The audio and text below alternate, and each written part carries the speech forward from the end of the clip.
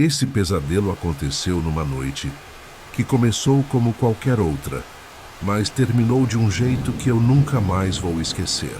O negócio é o seguinte: caía um temporal absurdo, uma daquelas chuvas de verão que parecem que vão derrubar o mundo. Não era um ciclone nem nada, mas era o suficiente para a rua inteira parecer um show de trovões. Para mim, noite de chuva assim sempre foi relaxante. Eu gosto do barulho. Em vez de me preocupar, eu curto ficar no sofá vendo um filme, ouvindo a água bater na janela.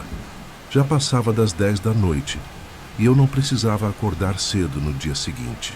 Pensei, vou fazer um café e ficar até tarde. Me ajeitei no sofá, botei um filme na TV e tudo parecia perfeito. Até que uns 20 minutos depois, meu celular toca. Na hora me estranhei. Eu não estava esperando ligação nenhuma, muito menos àquela hora. Peguei o celular, número desconhecido, mas o DDD era daqui, da cidade. Pensei, deve ser alguém do trabalho ou algum conhecido que não tenho salvo. Por via das dúvidas, atendi. Alô? Eu disse.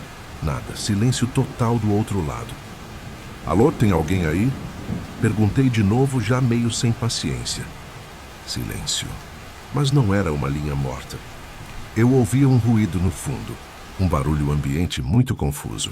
No começo, achei que era a própria tempestade, o vento ou a chuva, mas não parecia. Parecia que a pessoa estava ali só ouvindo sem falar nada.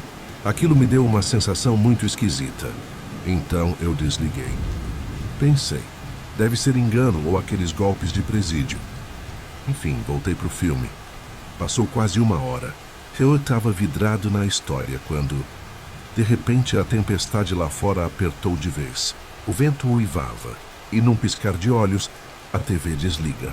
As luzes apagam. Pá, tudo mergulhou numa escuridão total. Ótimo, era só o que faltava, resmunguei. Olhei pela janela. A rua inteira estava num breu. Era um apagão geral.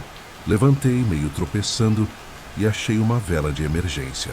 Meu celular estava acabando a bateria. Não queria gastar a lanterna dele. Acendi a vela. Meu primeiro instinto foi checar a caixa de luz que fica perto da porta dos fundos. Fui lá, na penumbra da vela. Quando cheguei, senti um arrepio. A portinha de metal do quadro de luz estava entreaberta. Mexi no disjuntor geral várias vezes. Nada. Morto. Voltei para a sala. O coração já batendo diferente. Que porra tá acontecendo? Fiquei um tempo na janela da sala, olhando o breu da rua. Tentei checar o 4G no celular para ver notícias, mas o sinal tava péssimo por causa da chuva. Nada. Foi quando eu ouvi um som que me fez congelar. Lá fora, no quintal, algo estava se mexendo. Claro, com aquele temporal podia ser o vento balançando as árvores. Podia ser qualquer coisa, mas quanto mais eu ouvia, mais eu tinha certeza que era diferente. Eram passos pesados, firmes, na grama molhada. E então, o som que me chocou. A porta dos fundos, aquela que eu tinha acabado de checar, rangeu. Devagar. Eu recuei na hora. Aquela porta não tinha tranca, só um trinco simples. Mas ela nunca abria sozinha. Alguém tinha mexido nela. Com um medo absurdo, eu fui andando devagar até a cozinha, de onde dava para ver a porta dos fundos. Espiei pela fresta da cortina. Eu mal via alguma coisa no escuro, mas eu vi uma sombra, a silhueta de um homem. Ele estava parado no meio do meu quintal, na chuva, como se fosse a coisa mais normal do mundo. Eu só via o vulto dele. Não dava para saber se ele estava olhando para casa, para mim ou de costas. Mas aquela figura ali parada no meio do temporal não me deu nenhuma boa vibração. Minha vontade era gritar, mandar o cara vazar, mas algo me paralisou. Se esse cara estava ali naquela chuva, ele podia estar armado, podia ser perigoso.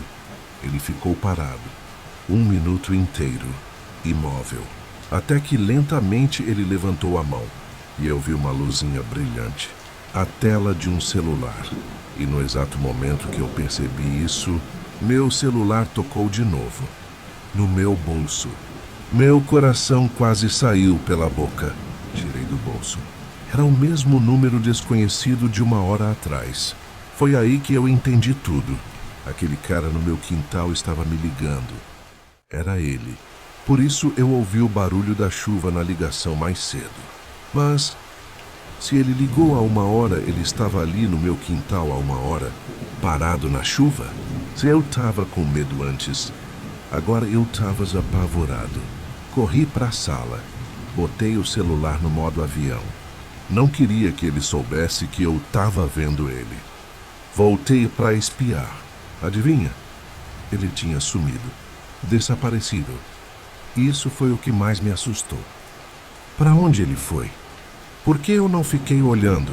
Voltei correndo para a sala e tranquei a porta da frente. Pensei em ligar para a polícia. Mas para falar o quê?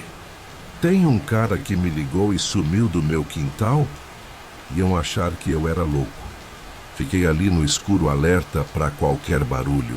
Minutos depois ouvi pam, pam, pam, batidas na porta da frente. Mas não eram batidas normais. Eram socos, batidas brutais. Como se alguém quisesse arrombar a porta. Eu congelei. Em pânico, peguei o celular. Tirei do modo avião e disquei 190. Minhas mãos tremiam tanto que eu mal conseguia falar. Enquanto eu tentava explicar pro atendente, ele ouvia os estrondos na porta ao fundo. Senhor, uma viatura está a caminho, fica a 4 minutos daí. Se tranque em algum lugar. A tensão era insuportável. O cara não parava de socar a porta, até que, de repente, as batidas pararam. Eu prendi a respiração. Pensei, ele desistiu. Ele ouviu a sirene. Eu estava errado. Crash! Um estrondo que sacudiu a sala. O vidro da janela da sala de jantar explodiu em 1000 pedaços. E lá, através do buraco da janela, estava ele. Eu não via o rosto no escuro. Meu coração parou quando eu vi ele enfiar o braço para dentro, tateando, procurando a maçaneta para abrir a janela por dentro. Eu fiquei paralisado. E então, no meio do terror, eu dei um grito tão alto que minha garganta rasgou. Mas no mesmo segundo, outro som cortou o ar.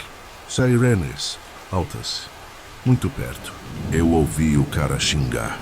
Ouvi os passos dele correndo nas poças. Olhei rápido pela janela quebrada e vi um policial já no meu jardim, correndo atrás do vulto que pulava o muro do vizinho. Ele escapou. A polícia fez uma ronda, mas ele sumiu no meio do temporal. A única pista que tinham era aquele número de telefone. Claro, era um pré-pago. Não deu em nada. Desde aquela noite, ele nunca mais apareceu. Mas eu instalei câmeras, coloquei luzes de emergência. Mesmo assim, o medo não passa. Toda vez que chove forte e a luz pisca, eu não consigo deixar de pensar que tem alguém lá fora, no escuro, me observando.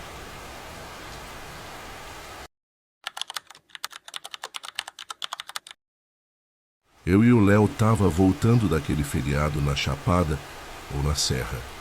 No Interior. A gente foi acampar, foi animal. 3 dias no meio do mato, fogueira, cerveja, mas o fim de semana acabou. Domingo à noite, hora de voltar para casa. Eu tinha que trabalhar cedo na segunda.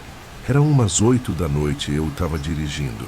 Aquele breu total, só o farol do carro e a lua. Estrada de mão dupla. Sem nada, sem poste, sem casa, só mato dos dois lados. A cidade mais próxima estava a uns 50 quilômetros. A gente estava ouvindo música de boa, quando de repente a gente vê alguém no acostamento. Uma pessoa com um mochilão, fazendo sinal de carona. O Léo, que é todo coração bom, já falou: "Opa, diminui aí, mano. Tem alguém ali." Pra ser sincero, eu não queria parar. Tava cabreiro. Mas o Léo insistiu. Vai que é uma emergência.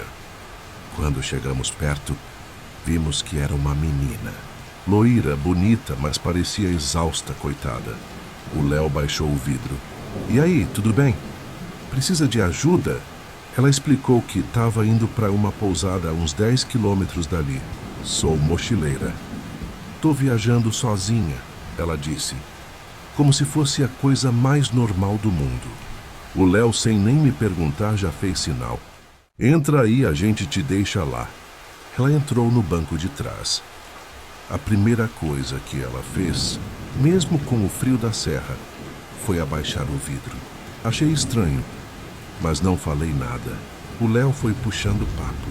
Ela disse que tinha 18 anos, mas juro, ela parecia ter uns 15 no máximo.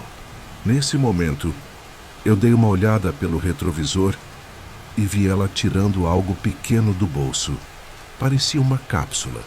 E engolindo rápido, sem água nem nada. 1 minuto depois, ela começa a apertar a barriga. Ei, para o carro, por favor, eu não tô me sentindo bem. Olhei no retrovisor. O rosto dela estava pálido, branco, e ela estava suando frio. O Léo, já ansioso. Para aí, Bruno, para o carro. Eu encostei na lateral da estrada de terra. Ela mal abriu a porta e já foi vomitando na grama. O Léo desceu rápido com uma garrafa d'água para dar para ela. Eu fiquei no volante, com o carro ligado. Foi quando eu vi, no espelho lateral, 2 sombras, saindo devagar do meio do mato, uns 20 metros atrás do carro, andando agachados, tentando não fazer barulho. Comecei a perceber que algo estava muito errado. Eles estavam carregando coisas compridas. Léo, eu sussurrei. Léo, olha no mato. Tem 2 caras ali. Ele olhou, viu e congelou. Os olhos dele arregalaram. Ele começou a dar uns passos para trás para voltar para o carro. Mas a garota, que naquele momento não parecia mais nem um pouco doente, agarrou o braço dele com uma força que eu não sei de onde ela tirou. E antes que o Léo pudesse reagir, ela gritou. Ela gritou algo que não era português, não era inglês. Era uma ordem. Na mesma hora, os caras começaram a correr na nossa direção. E com a luz do freio batendo neles, eu vi o que eles tinham nas mãos. Facões e barras de ferro. Eu gritei, Léo, entra! Entra no carro agora. Minha mão já estava no câmbio. Mas, do nada, um terceiro cara apareceu na frente do carro e jogou uma coisa com força no para-brisa. Um ovo. O cara estava com um pedaço de pau na mão e correu para cima do capô. Foi instinto. Eu afundei o pé no acelerador. O carro deu um tranco e acertou o cara da frente. Nesse mesmo segundo, o Léo deu um empurrão na menina, que caiu no chão, e pulou para dentro do carro. Bem na hora que os outros caras com o facão chegaram na porta. Com o caos, meu erro foi ligar o limpador de para-brisa. O ovo se espalhou todo, melecou o vidro inteiro. Eu não enxergava nada. O Léo só gritava, acelera, vai reto, vai.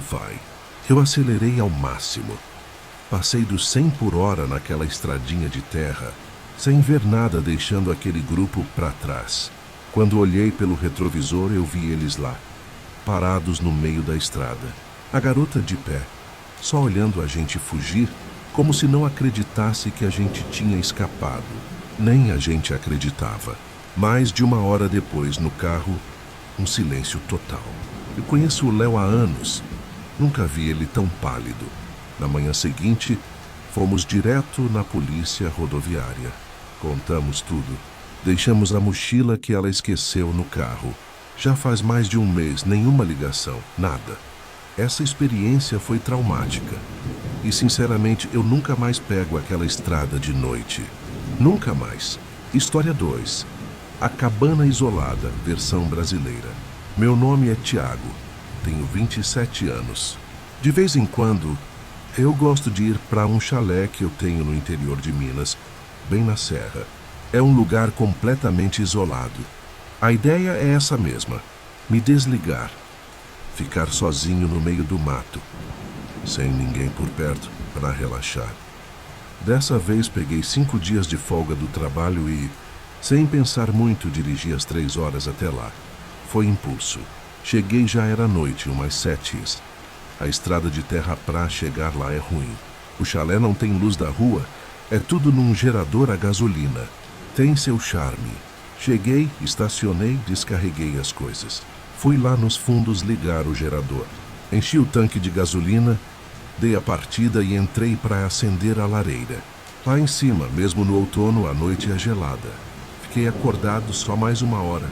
Jantei e capotei. No dia seguinte, passei a manhã limpando o lugar. No meio da manhã, aconteceu uma coisa estranha. Eu vi uma caminhonete velha, uma D20 caindo aos pedaços, vindo pela estradinha de terra. Eu vi ela de longe, vindo devagar. Quando chegou na frente do chalé, ela parou.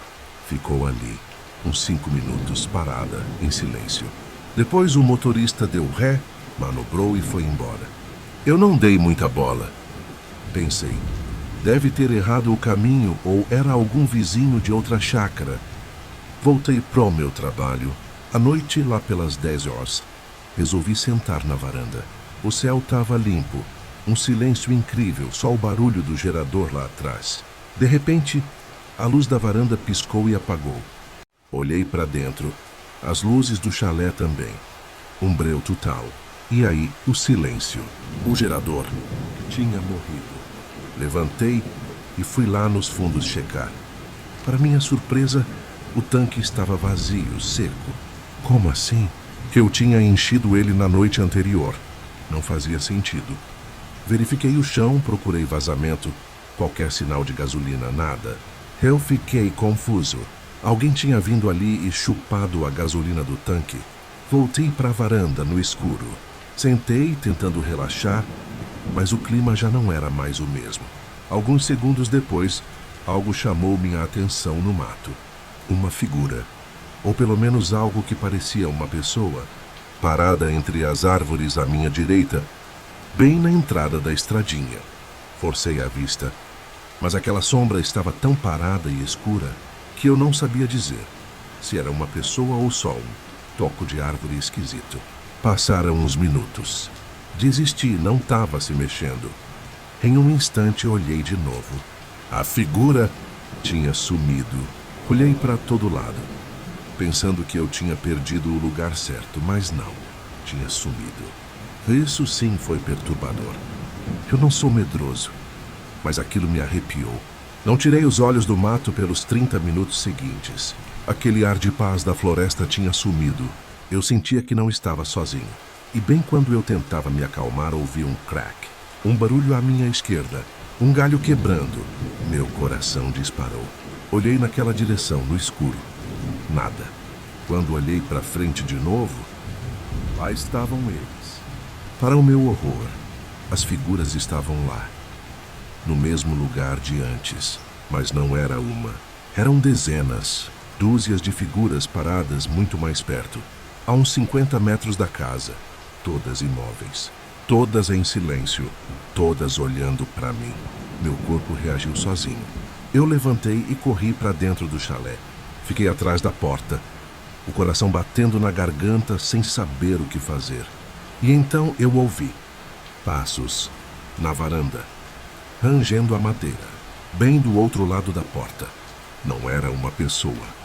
Eram 4, 5, talvez mais. Eles estavam andando ali, na minha varanda. O mais bizarro de tudo, eles não falavam. Não tinha sussurro, não tinha som. Só o barulho das botas na madeira. Andando de um lado para o outro, como se estivessem em formação. Eu fiquei ali, parado, sem me mover, por uns 10 minutos, rezando para eles irem embora. Do nada, os passos pararam. Esperei. Um silêncio total. Juntei coragem e espiei por uma fresta da veneziana. Não tinha nada. A varanda estava vazia. Eles tinham sumido, sem fazer barulho. Não pensei 2 vezes. Catei a chave do carro, destranquei a porta, saí correndo, pulei para dentro do carro e saí cantando pneu, descendo a serra no escuro. Enquanto eu dirigia, fiquei pensando que eles estariam na estrada me esperando. Mas não vi mais ninguém. Aquela noite foi apavorante. A sensação de que tinha gente me cercando, me observando, esperando.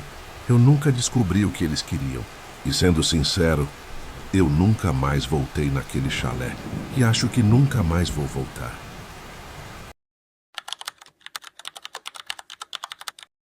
Eu não lembro o ano exato, mas a sensação daquela noite nunca saiu da minha cabeça. É aquele tipo de coisa que você acha que só acontece em filme, saca? Mas quando acontece com você, você vê que a realidade é 10 vezes pior. Eu era moleque. Tava ali na 7ª, 8ª série do fundamental. Aquela fase que você acha que já é gente grande, mas no fundo ainda é criança. Era um feriadão prolongado. E meus pais tinham decidido viajar. Acho que foram para a praia ou visitar parente no interior, algo assim. Para mim, a casa era toda minha. O plano era chamar meu melhor amigo, o Vini, para virar a noite jogando videogame. Sem regra, sem ninguém mandando a gente dormir. Perfeito. Meus pais saíram no sábado bem cedo. A primeira coisa que fiz foi mandar um zap na época. Seria um torpedo ou MSN pro Vini. Ele conseguiu enrolar os pais e veio, mas só chegou lá pelas 6 da tarde. O dia estava quente, então deixei a janela da sala aberta, e foi aí que eu o vi. Parado na calçada do outro lado da rua, quase em frente à minha casa, um cara. A primeira coisa que você pensa é, tá esperando alguém. Mas não. O cara tinha uma presença esquisita. Alto, magrelo, cabelo comprido e uma barba toda falhada. Não era ninguém da vizinhança. Tinha cara de nóia ou algo pior. Meio cabreiro, eu saí da janela. Uns minutos depois, espiei de novo. Ele tinha sumido. Deixei pra lá. O resto do dia foi normal. O Vini chegou, fizemos um miojo e fomos pro quarto jogar PlayStation. A noite inteira trancados lá. Era quase meia-noite. O Vini levantou para ir ao banheiro. Poucos segundos depois, ele voltou pro quarto, com uma cara estranha, e perguntou: Mano, você ouviu isso? Antes que eu pudesse responder, pá! A casa inteira mergulhou no escuro. A TV, o videogame, as luzes, tudo. Um breu total. Eu não via nem o Vini, que estava a 2 metros de mim. Tateei no escuro. Achei meu celular, um V3 antigo, mas tinha lanterna, e liguei. Ficamos em silêncio, tentando entender. O estranho é que a gente não pensou que a luz tinha caído só na casa. A gente ouviu barulhos, como passos ou algo batendo vindo lá de baixo, da cozinha ou da área de serviço. A casa devia estar vazia, só nós dois. Quem estava lá embaixo? Depois de 1 minuto em silêncio, eu lembrei que o quadro de luz da casa ficava no porão. A gente mal usava o porão. Era só onde meu pai guardava ferramenta velha e tranqueira. O Vini se ofereceu para ir ver. Descemos a escada na ponta do pé, só com a luzinha do meu celular. A porta do porão, que vivia trancada, estava só encostada. Meu coração foi na boca. Fomos descendo a escada rangendo. Aquilo parecia um filme de terror. O cheiro de mofo lá embaixo era forte. Miramos a lanterna direto no quadro de luz, na parede do fundo. A caixa estava aberta. E o disjuntor geral, o botão principal, estava abaixado. Alguém tinha desligado de propósito. Foi quando o Vini agarrou meu braço com força. Ali, ele sussurrou. Eu virei a lanterna. No canto escuro, atrás de umas caixas de papelão e um armário velho, nós o vimos. Aquele mesmo vulto, o cara da rua, agachado. Ele estava encolhido nas sombras, parado, imóvel, silencioso. Eu não sei dizer se ele estava olhando para a gente ou não, porque o rosto dele estava na escuridão. Mas ele estava ali, dentro da nossa casa. O pânico foi total. Eu e o Vini começamos a gritar. Eu me virei e subi aquelas escadas correndo como se minha vida dependesse disso. E dependia. O Vini logo atrás. A gente não parou para ver se ele estava seguindo. Só corremos. Passamos pela porta dos fundos. Saímos para a garagem e corremos direto para a rua, gritando. Comecei a discar 190 no celular, tremendo tanto que mal acertava os números. Enquanto eu falava com a atendente, a gente viu movimento na janela do térreo e, segundos depois, a luz de uma lanterna no andar de cima passando pela janela do quarto dos meus pais. O cara estava andando pela minha casa. Felizmente, a viatura da PM chegou rápido. Os policiais entraram, mas não tinha mais ninguém. O cara já tinha vazado. Provavelmente pulou o muro dos fundos. Meus pais, claro, voltaram no mesmo dia. A polícia fez um monte de perguntas, mas nunca acharam nada. A única coisa que ficou foi a sensação de que aquele cara estava vigiando a casa há dias, esperando ela ficar vazia. O que ele queria fazer quando apagou as luzes e se escondeu no porão, eu não sei, mas sei que não era coisa boa. Pouco tempo depois daquilo, meus pais colocaram a casa à venda e a gente se mudou. E é assim que o terror se adapta. Ele não precisa de castelos ou florestas sombrias da Europa. Ele se esconde no nosso quintal, na beira da nossa estrada. Não importa se você está no interior de Minas Gerais, em uma cabana isolada na serra ou num apartamento na capital. O medo tem o sotaque daqui. A carona pode ser uma armadilha. O vizinho pode ser o hacker. E a pessoa na janela pode ser o último rosto que você vai ver. Da próxima vez que o seu celular tocar de um número desconhecido no meio de uma tempestade, ou se o seu carro quebrar naquela estrada escura, lembre-se, você não está sozinho. Você só não sabe quem está te observando. Boa noite, se puder dormir.